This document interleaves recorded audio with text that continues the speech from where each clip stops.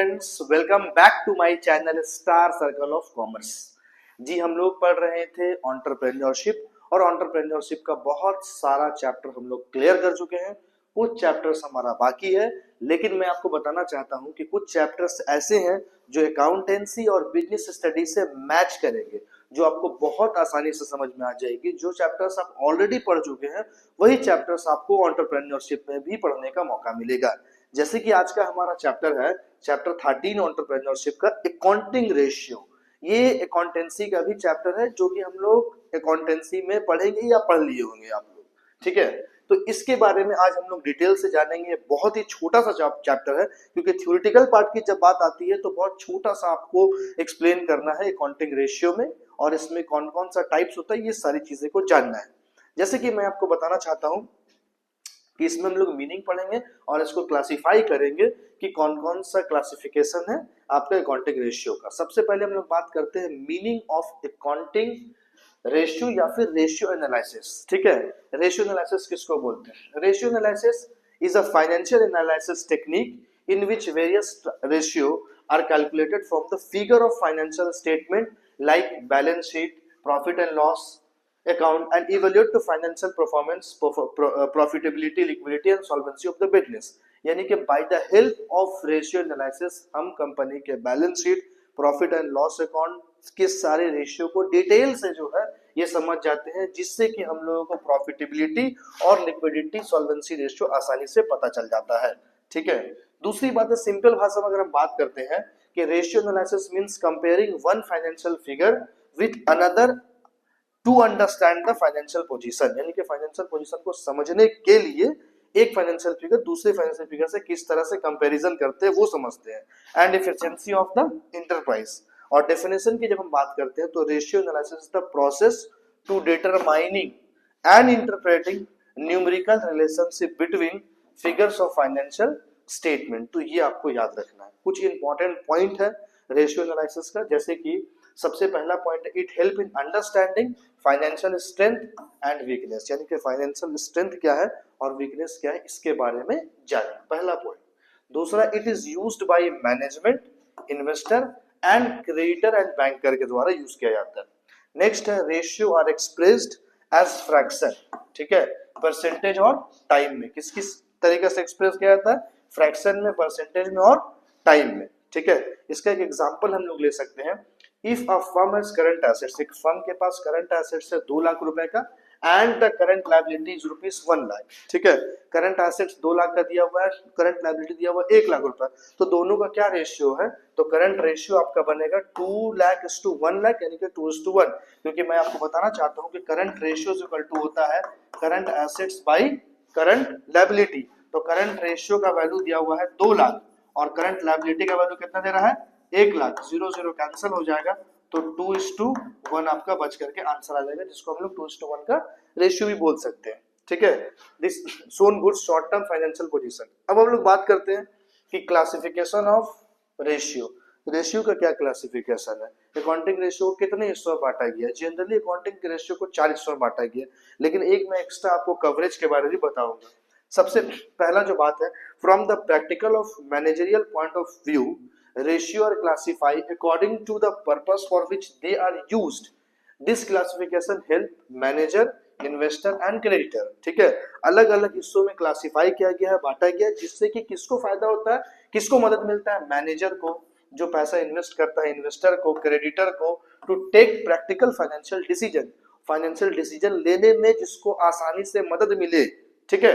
आइए हम लोग बात करते हैं इसका क्लासिफिकेशन का। तो सबसे पहला बात करते हैं लिक्विडिटी रेशियो। नंबर 1 में है लिक्विडिटी रेशियो, ठीक है। कई हिस्सों में बांटा गया लिक्विडिटी रेशियो। लिक्विडिटी का मतलब क्या होता है? लिक्विड फॉर्म में जो कन्वर्ट होते हैं, मतलब जो कि आसानी से पैसे में कन्वर्ट होते हैं। जैसे कि these ratio shown the ability of business to meet short term liability. Example, current ratio is equal to current assets by current liability, a quick ratio is equal to liquid assets by current liability. अब भाई current assets किसको बोलते हैं?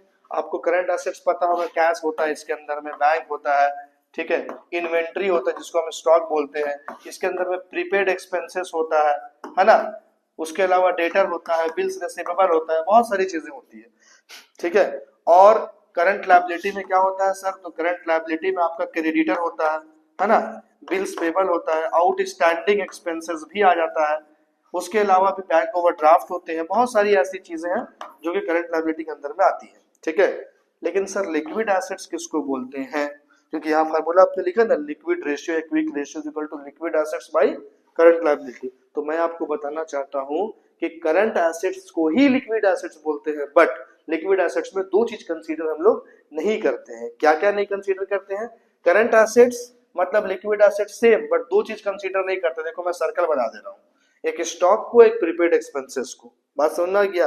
तो इससे एक formula भी generate होता है, वो फॉर्मूला क्या होगा कि liquid assets equals to current assets minus दो चीज, क्या क्या, स्टॉक जिसको इन्वेंट्री बोलते हैं plus prepaid expenses.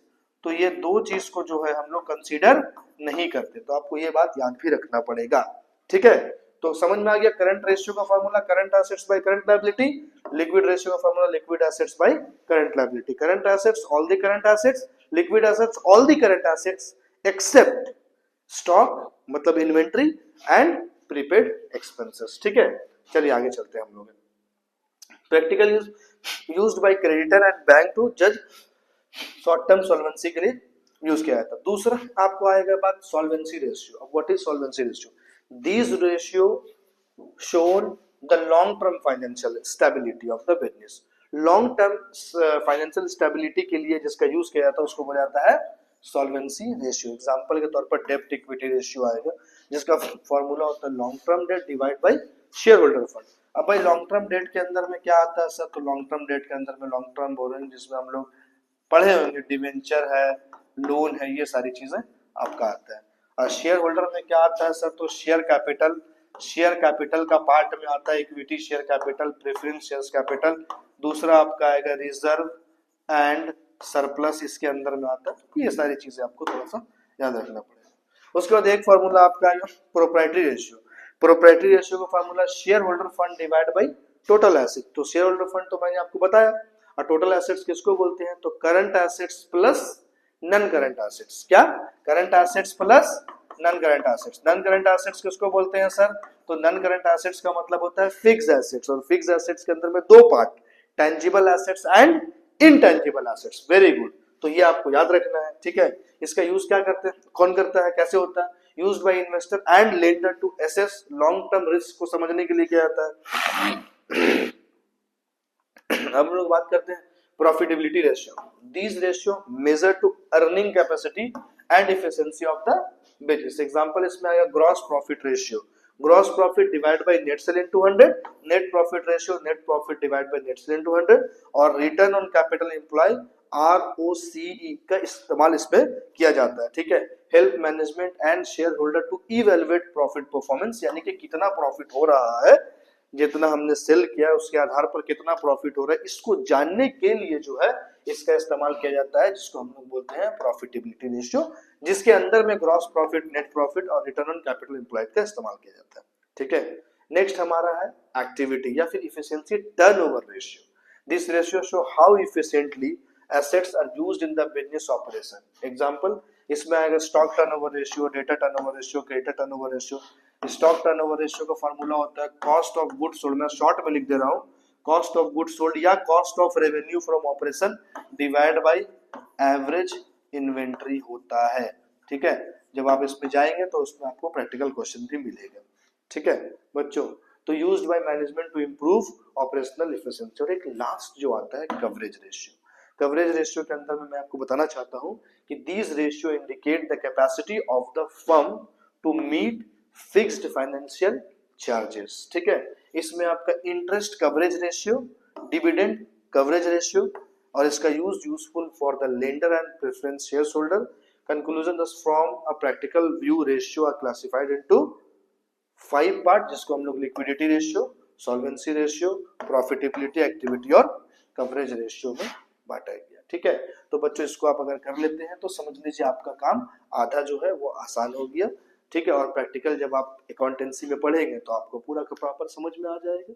Okay students, तब तक के लिए थैंक यू सो मच।